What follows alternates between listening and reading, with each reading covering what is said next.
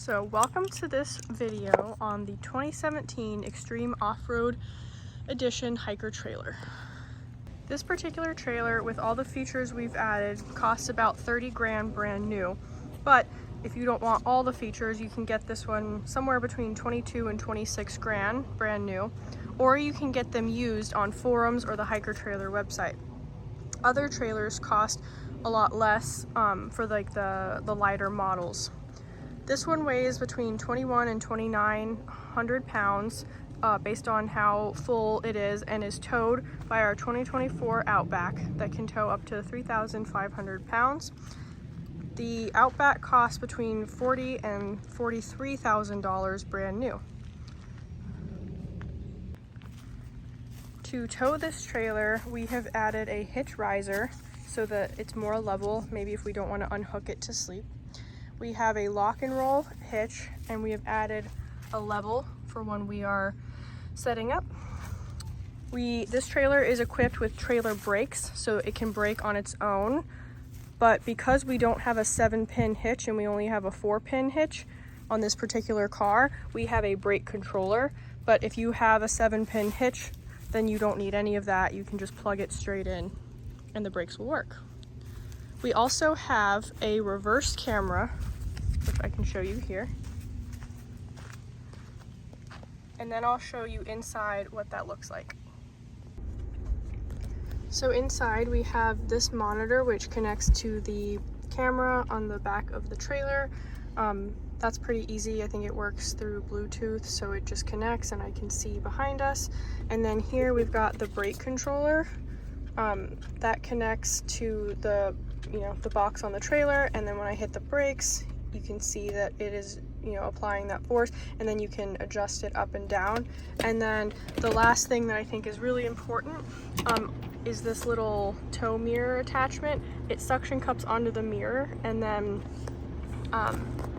is like a wide angle, so I can actually see the entire trailer when I'm driving, which really helps me make sure it's in the lines, because as you can see, like with this mirror, I can't see the bottom, but in this one I can see the tires.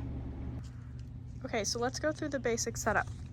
Up front, we have this box that holds our main battery that powers the camper. It is connected to this solar panel that's mounted on top, and it usually gives a pretty reliable charge. Then here in the middle, we have an air condition / heater that connects to the interior cabin. Here we have the front jacks that can level the trailer. Then here is a storage compartment that goes through to the other side that we use for recreation equipment. Here's the first door to the main cabin and first window. Over here we have this storage compartment which holds our heated shower.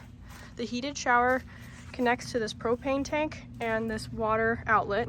This is how you fill the water tank, which is located underneath, and the previous owner labeled it so you can see how much water is currently in the tank. Back here we have these back legs that help keep the trailer stable. Then we have a bike rack, which I added an extender to so that it could get around the spare tire. We have this back gate which opens and turns into 2 tables. And back here we have our kitchen / storage area. Over here we use this compartment to store any cables, water filters, and pipes that we use for the propane or the water or whatever. Then up here we have our rooftop tent, which can hold several people. On both sides we have these awnings that wrap around the whole thing. Over here is the second storage door and the other door to the main cabin and window. Up here we have more storage. We mainly use it for firewood. And up at the top you can see the fan skylight. I'll back up and give you one whole view.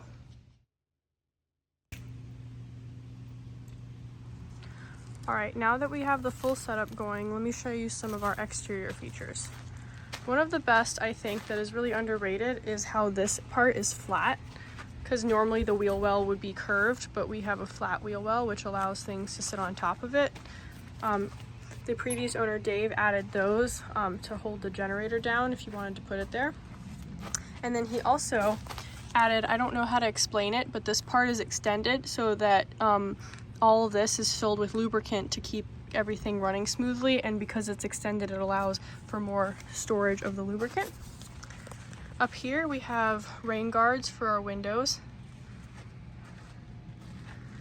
In various places we have lights mounted. Back here is one of the lights.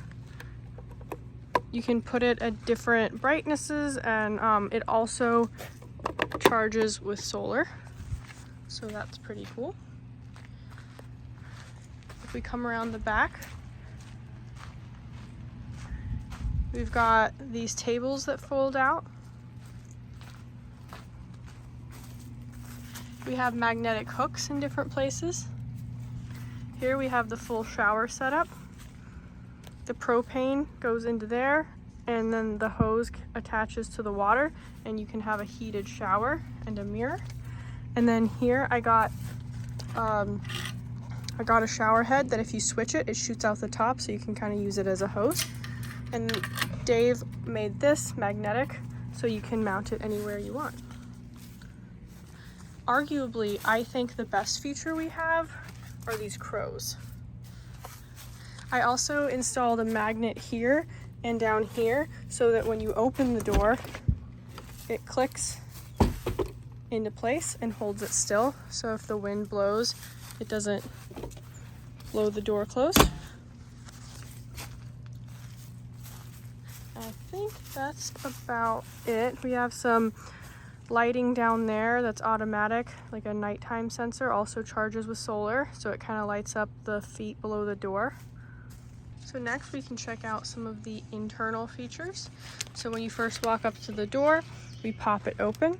Now let's say we want the door open, but we don't want flies to get in. You can pull this and close just that part, and it has the net, and then you can open this, and then it clicks back right there.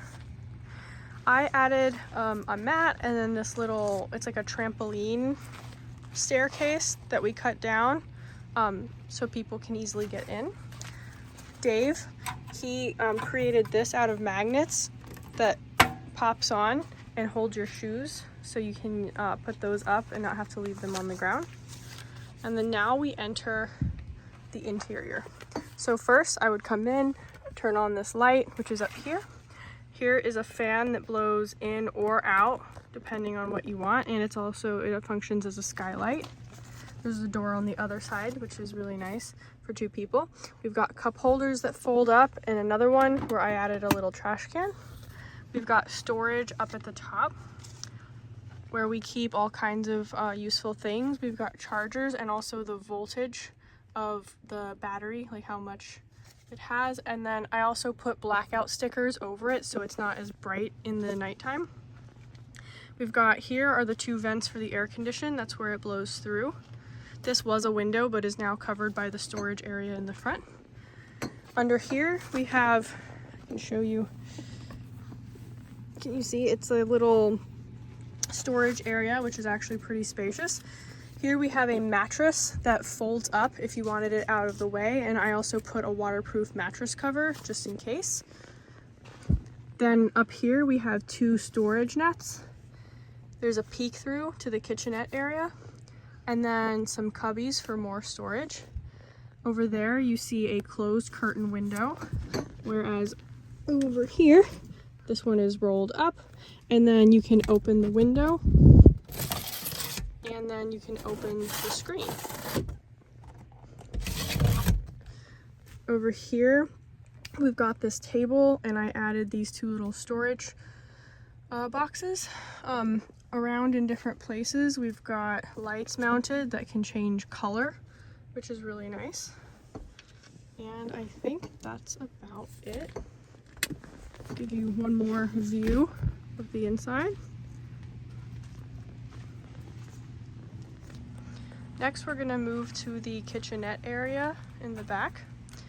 All right, so here I've got the the garbage bag hanging, and then we usually put a garbage bag within that, or we could put recyclables. And then we got a fire poker that folds down for poking campfires. Then over here we have a grill slash burner Coleman and cast iron pot. And then I added these silicone bits so that we could rest things on it without them falling through. Now back here we have another view of the peek through into the cabin. I mounted a stick-on paper towel holder, these two lights that are motion activated, which are really helpful. Then there's a built-in light right here. Up here we have storage for all different necessities. Down here we've got a refrigerator slash freezer, depending on what temperature you set it to, that comes out and then opens. Right now it's off. Here we have drawers for all of our kitchen items, and then some extra storage back there, which is also a lot of our control area for different aspects of the trailer. There we have an electrical strip that when you plug into shore power rather than the solar panel, you can power things like lights and all that. There's a little overview of the back. And shelf lining helps with slippage. So now for the fun part, I'll show kind of our camping setup. So first, and obviously most importantly, is the dog setup. So we have an anchor that screws into the ground and can spin, their pop-up water bowl, and then their outdoor dog mat, which is really helpful. It's waterproof and they enjoy it, and it's big enough for both of our dogs. And then let's see, over here we have the awning popped out. As you can see, we have two of the legs down that support it. This leg isn't. This is really neat. The previous owner, Dave, made a bunch of these PVC little things that can kind of hold up the tent and make sure that water drains away from the middle. Those are really helpful. And then here I have a fan running, and then I've got this aluminum table, the tire table that just kind of pops on, and our pop-up chairs. Then let's see, up here we have a magnetic speaker. If you just search golf cart speaker, but it just pops on and off. Same with the hooks and the lights. Anything magnetic really is really helpful. And then if we come around this way, here is where you would plug into shore power. So in the other container we have an extension cord which plugs into here, and then you plug it into shore power, and then it would stop using the solar panel and it would start using shore power, or it would stop using the battery, I guess. And then the whole thing can be powered. Now if there isn't power, then what we would use is this generator and the extra fuel that we have. That's if we really needed to run something, but we've never actually needed that. The solar panel has always been enough for us. So let me just do one little scan of the camp setup without tripping. As you can see up there, we have the tent and the ladder. And I think that's about it. So now let's go over safety and security. So first, security. We have a lot of different pins that hold various things in, bike rack, the actual trailer itself, all that. Those are all locking, so you actually need a key to get into them. And then we also have the lock and roll setup, which, you know, unless someone is ready for that setup, makes it a lot harder to steal. Whenever we anchor, what we do is we wrap these chains up so that nobody could attach chains, and then we put two locks on the chains and we wrap it around this part so that no one could attach to that either. Basically, we just wrap everything up and put heavy-duty locks on them, which really helps. We've got cameras. We've got 3 different types of GPS trackers, which is really helpful. We put wheel blocks down so it can't roll forward or backwards. And then over here we've got a wheel lock, which, you know, makes it impossible to roll unless they can get through that. We lock all the doors, storage areas, even like those will lock with locks. And then I think that's about it for security. We try not to leave it unattended too much. Okay, so let's go over safety next. So we like to keep the doors locked when we're inside, just in case. We keep the blinds down whenever possible. Also inside we have a carbon monoxide detector, just in case. Then back here we've got a fire extinguisher, lighter, fire starter, mosquito repellent, sunscreen. We've got tick repellent, matches, lighters, lights. Back here we have like a survival kit, a first aid kit, all that kind of stuff. Anything that you would really need to be prepared, extra lights, all of that. And then inside and in other places we have pepper spray and knives, that kind of thing, again for survival type stuff. And then we've got extra batteries, and then over here we have a cell extender. I'm not sure how well it works. And then we also have lots of lights on. We have motion censored lights around the area. And then we also have a phone. We have phones that can take 2 SIM cards. So we have our main service, and then we have another cheaper service with just data that we turn on that would use other cell towers other than the one that we use mainly. So that gives us extra potential for more service. But yeah, just be smart and be prepared. So next we can go over some camping nice to haves, and then in a little bit I'll go over recreational nice to haves. So camping nice to haves, we have our fire poker, we have a small axe for splitting wood, we've got the fire starters, bungees, we have a pop-up toilet and a little toilet tent. So if someone needed to use the restroom and there wasn't anything else available, we have an extra solar panel that can connect up front for extra power. We've got 2 tarps if we needed to lay them down. And then we have some larger, heavier duty lights that could light up the area, which are really nice. Inside, we've got an iPad holder. We've got, sometimes that fan is on the inside, which is nice. We've got extra blankets and towels. We have extra sleeping bags. We've got reusable ponchos, baby wipes, flashlights, and a hamper. You can see up there all of that. So yeah, there's lots of nice to haves, but those are probably my favorite. Okay, so now for some recreational nice to haves. So I think I mentioned it before, but we've got that speaker. And then, oh, inside we've got playing cards that are bird themed, so that's great. And then in here, this is where most of our recreational stuff is. So we've got a hammock that hangs on the trees. We've got a football. We've got a blow up kayak, which is pretty cool. All kinds of like hiking stuff. We've got a hiking backpack, even a hiking stick that folds out. We've got a fishing pole set. We've got a bike repair tool, a metal detector, just, you know, anything that you would want to use for an outdoor adventure. There's our bikes. Yep, we can never get bored here. So next I wanted to go over the rooftop tent. This rooftop tent costs about $1,000, which is a lot, but not for a rooftop tent. It can supposedly hold 3 people. I'd say 2 would be more comfortable. So this ladder folds down. Now I'm gonna climb it with one hand. Oof, okay, so here we are up at the top. We've got a mattress that's kind of built in, that's actually pretty comfortable.